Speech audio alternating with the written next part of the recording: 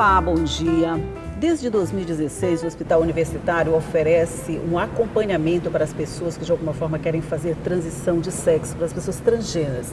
Eles fazem isso enquanto esperam a habilitação do hospital como uma referência para fazer a cirurgia também. E é sobre isso que nós vamos conversar no programa de hoje. Quem vai conversar comigo sobre esse assunto é a médica ginecologista e sexóloga Ediane Brito. Bom dia, Ediane. Bom dia, Elda. Seja bem-vinda. Obrigada. Esse trabalho está sendo desenvolvido pelo Hospital Universitário desde quando exatamente, Ediane?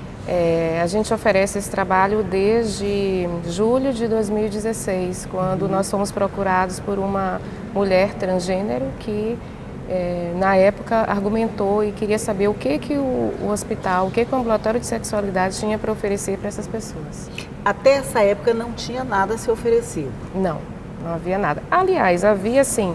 Depois disso, nós fomos descobrir que alguns transgêneros já tinham atendimento no ambulatório de endocrinologia, né, mas separado e também não de uma forma, vamos dizer assim, específica. Não era específico, era como um atendimento em qualquer hospital, né? Certo. Agora, assim, você diz, agora eu tenho um acompanhamento específico. Isso significa exatamente o quê?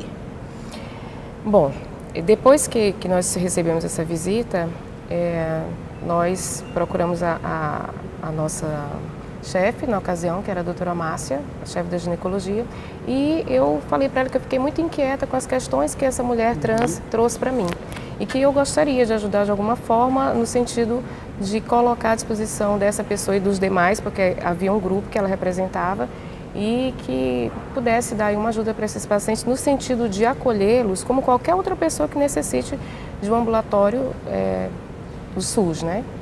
Então, quando eu fui conversar com o endocrinologista, eu descobri que ele já atendia alguns pacientes e aí foi mais fácil, porque aí a gente começou a se organizar. Sim. E fizemos um link com a defensoria. Os nossos primeiros usuários vieram da defensoria e pouco a pouco eles foram passando a informação para o outro. Hoje, ao longo desse 1 ano e meio de atendimento, nós temos 40 usuários já em acompanhamento, sendo que 4 vieram da defensoria, o restante veio construído aí a partir dessa troca de informação de quem já estava chegando. A partir do momento que souberam que tinha um local onde o acolhimento seria mais bem feito, com certeza. Exatamente. E todo mundo para lá. O que essas pessoas buscam mais exatamente quando chegam lá? Elas sabem exatamente o que querem, elas precisam de um aconselhamento, elas precisam de um direcionamento para fazer esse tratamento que elas procuram? Na verdade, assim, a gente, apesar de estar funcionando dentro de um hospital, a gente tem essa preocupação de não levar para o lado da patologização, que é importante. Sim. Porque quando se fala em hospital, eu tenho que ficar lá, eu tenho que passar com os médicos, eu tenho que passar com o psicólogo. Mas eu estou doente. Dá a entender que, né, e não é bem isso, só que a gente segue a portaria do Ministério da Saúde. E a portaria, ela é bem clara, essas pessoas têm que passar por 2 anos de acompanhamento com o psicólogo e fazendo hormonização. Para quem, ao final desses 2 anos, quem tiver mesmo interesse em fazer cirurgia, porque nem todo transgênero quer cirurgia, às vezes eles só querem hormonização. É isso. E aí, se ele tiver indicação clínica e tiver, né, a gente então indica a cirurgia. Só que no momento o hospital não faz a cirurgia. Então, alguns transgêneros, eles vão à procura de cirurgia. E essa cirurgia pode ser, por exemplo, no caso dos homens trans, eles não querem muito, não desejam muito o neofalo. Eles desejam sim a retirada das mamas, que são órgãos femininos, né? E o que caracteriza muito, mais externo, vamos dizer assim, o que chama mais atenção na feminilidade, né? Exatamente. E no caso das mulheres trans, essas sim, a maioria deseja de fato a cirurgia de redesignação sexual. Entendi. É uma curiosidade, né? Para as mulheres, como o seio já faz parte mesmo, né? Elas não querem. A mulher não quer retirada do seio? A mulher trans? Não, a mulher trans, na verdade, ela precisa tomar hormônio para ver se existe receptores e ver até que ponto essa mama desenvolve, ao contrário. É verdade, é isso. E às vezes precisa até de uma prótese, né, para dar mais volume. Mas para que isso tudo aconteça, doutora, elas precisam desse suporte psicológico, né? Esse acompanhamento é fundamental, então, imagino. Elda, isso é bem questionável, porque assim, nós seguimos um protocolo do Ministério. Nós não estamos discutindo se 2 anos é pouco, se é muito, se é essencial. Isso existe, nós estamos seguindo a regra. Apesar da gente não ser cadastrado, não ser habilitado para fazer o serviço, inclusive de cirurgia, mas a partir do momento que essas pessoas chegaram, nós tivemos a preocupação de seguir uma portaria, de fazer tudo certinho como tem que ser, né? Porque no momento que a gente fosse habilitado, a gente já estaria ali mais ou menos dentro do modelo preconizado pelo Ministério. Mas Mas esse acompanhamento psicológico que eu lhe digo, todos eles precisam? Desculpa. Então, olha só, existe uma discussão entre eles que eles ficam muito revoltados às vezes porque tem que passar 2 anos. Eu já tenho certeza do que eu sou, por que precisar de 2 anos? Porque alguém tem que dizer para mim que eu preciso de 2 anos. E se eu fosse fazer uma bariátrica? E para fazer uma cirurgia X? Tem todo esse questionamento, né? Tem. Por que eu, que não sou doente, que eu me percebo e me identifico com o sexo com o qual eu não nasci, com o sexo biológico eu não nasci, por que eu tenho que passar por 2 anos? Se eu não sou doente, se eu não sou nada disso. Então, para muitos é um tormento, eles ficam muito ansiosos com isso. E a gente percebe na prática que para alguns realmente, talvez esses 2 anos não fossem tão necessários. Mas para a maioria, o que a gente percebe é que sim, são necessários. Porque nesses 2 anos, pelo mesmo modelo que a gente adotou para os nossos usuários, a gente consegue fazer uma troca muito boa e possibilitar a troca entre eles. Que isso sim é um ganho muito grande, porque você encontra pessoas que passaram pela mesma dificuldade que você, pelos mesmos preconceitos. Essa fortalece muito. Exato. E a preocupação que a gente tem quando a gente faz esse trabalho em grupo, que eles têm atendimentos individuais e têm atendimento em grupo. A gente trabalha muito a questão da expectativa alta que eles depositam na questão da cirurgia como mudança da vida. Nossa, minha vida vai mudar muito, nossa, tudo vai ser diferente depois que eu fizer a cirurgia, né? E não é bem assim, né? É bem assim. Então a gente tenta trabalhar muito isso, porque qualquer pessoa que vai fazer uma cirurgia plástica pode não sair da forma como você imaginou, né? Pois é, isso funciona também para a cirurgia plástica. Sobre isso a gente falar no próximo bloco. Vou fazer um rápido intervalinho, daqui a pouco a gente volta para continuar conversando. Um minutinho só.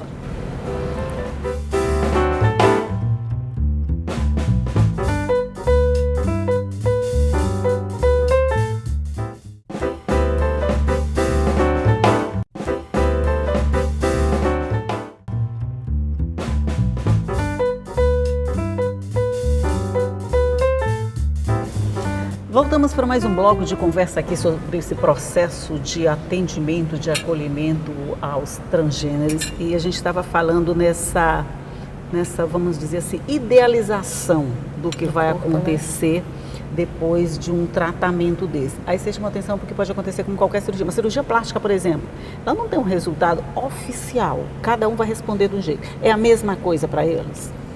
A gente tem que pensar que eu sempre coloco o exemplo da puberdade, né? Então, mesmo as irmãs, muitas mulheres cisgênero, é aquela mulher que nasceu com sexo biológico feminino e ela se identifica como mulher. Então, se são várias meninas numa casa, nascidas do mesmo pai e da mesma mãe, uma vai ser mais baixinha, outra mais alta, outra vai estar mais gordinha, mais magrinha, outra vai ter um seio mais volumoso, outra menos. Quadril mais largo, outra não. Então, já existe essa diferença mesmo no código genético semelhante, enfim.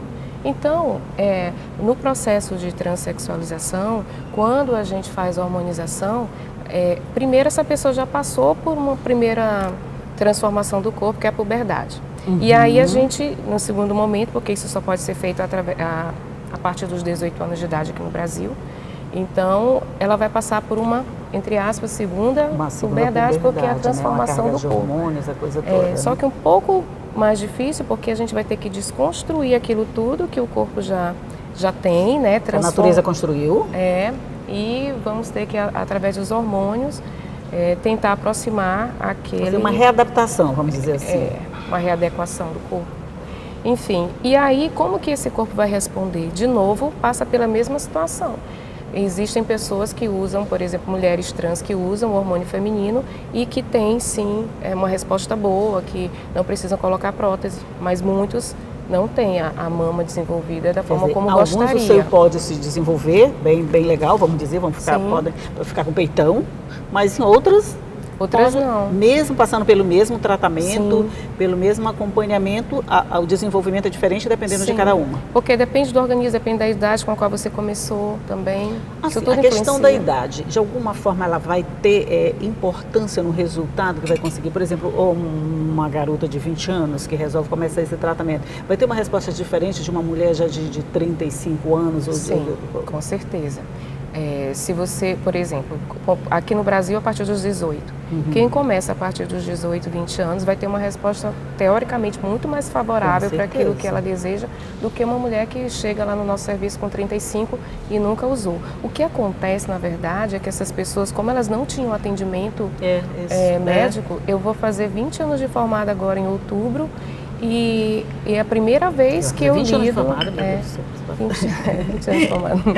Então, e trabalhando com ginecologia, trabalhando com sexualidade humana, e é a primeira vez que eu estou lidando com, que eu estou recebendo transgêneros. Então, para você ver onde estavam essas pessoas, elas só apareceram agora, mas elas estavam aí, e faz tempo. E quantas estavam que não tiveram a oportunidade de ter acesso a um trabalho como esse, né? E quem chega mais lá, doutora?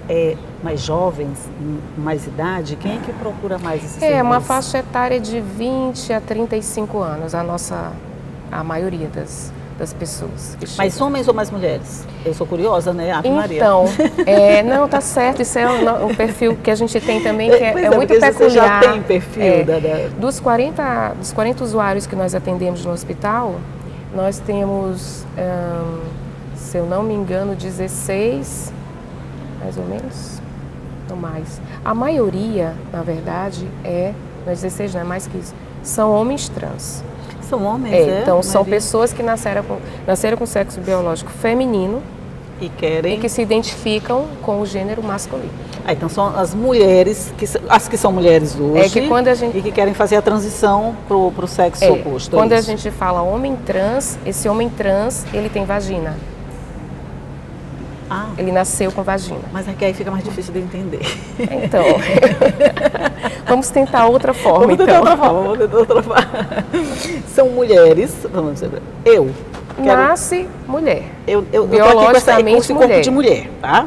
Mas eu me identifico homem. Então, para vocês, eu já sou um homem. Homem trans. Homem trans. Isso. Então eu seria um homem trans. Então, isso. Na Nós verdade, seríamos homens trans. Alguém com o corpo de mulher que quer homem, mais ou menos isso. Então, são as mulheres que procuram mais. Para a gente que é leigo, fica mais ou menos assim. As mulheres procuram mais esse acompanhamento para fazer essa transição de sexualidade. As que nascem mulheres, porque quando a gente fala em transgênero, quando a gente aborda essa questão, falar mulher, então por isso que eu falo mulher com vagina e mulher com pênis, são mulheres, no nosso entendimento, entende?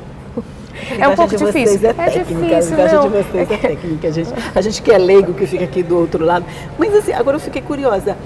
A formação de sexólogo, de trabalhar com a sexualidade, até um tempo a gente encarava assim, alguém que só fala sobre sexo. Hoje a gente já vê isso de uma forma bem diferente, né? É que existe uma deturpação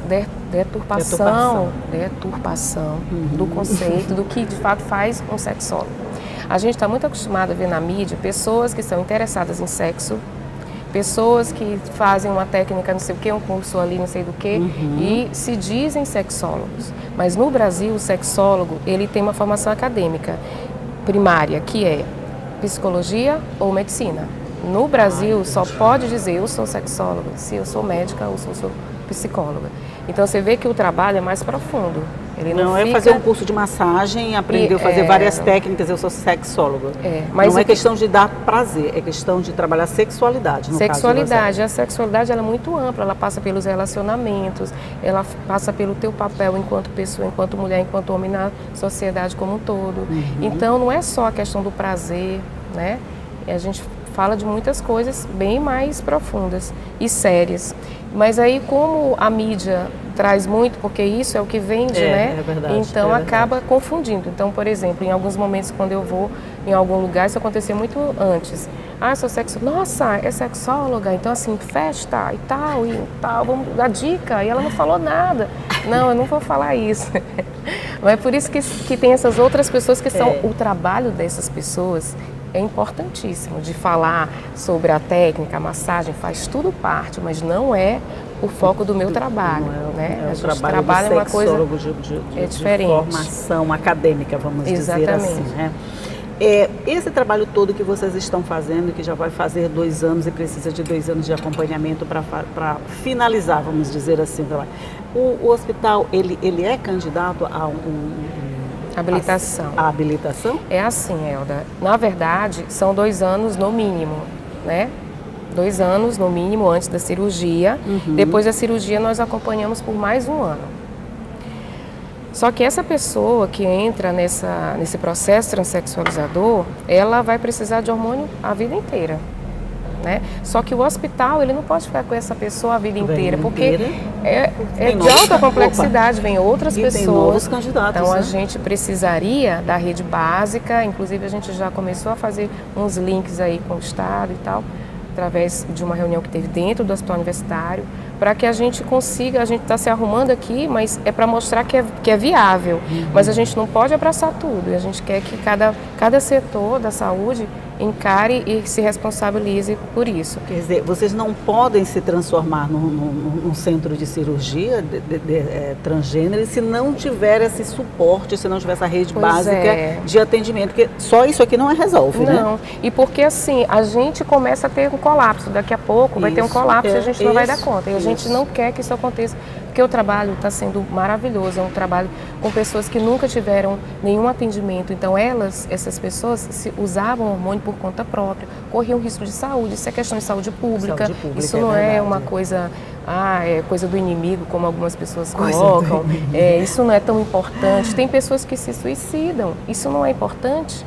Se suicidam porque ficam nessa condição. Essa angústia toda, né? Então, assim, eu enquanto médica, a Luciana, que é a nossa assistente social, Luciana Castelo Branco, a Andréia Matos, que fazemos a parte ali do básico, o João Arnoldi, que é o psiquiatra, e a Ana Rafaela Lima, que é a endócrino, a gente faz um trabalho de base para que atenda essas pessoas, a demanda delas, e muitas nem querem fazer cirurgia, mas elas já estão aptas a fazer, algumas não, a gente não tem 2 anos ainda, então eu não posso nem falar que elas estão aptas, elas estão sendo preparadas para isso. Mas o que eu quero te falar, pode ser que termine os 2 anos e a gente, mesmo que saia a habilitação agora, mês que vem, essas pessoas, os cirurgiões já existem, já estão cadastrados, porém eles têm que passar por uma capacitação, porque as técnicas já inovaram, tem técnicas novas e a gente não quer fazer qualquer coisa. É tudo em constante evolução, né? A gente não quer assim, eu quero que seja agora porque eu estou 2 anos. Não, calma, a gente só vai fazer quando a gente tiver plena certeza e consciência de que vai ser um bom trabalho.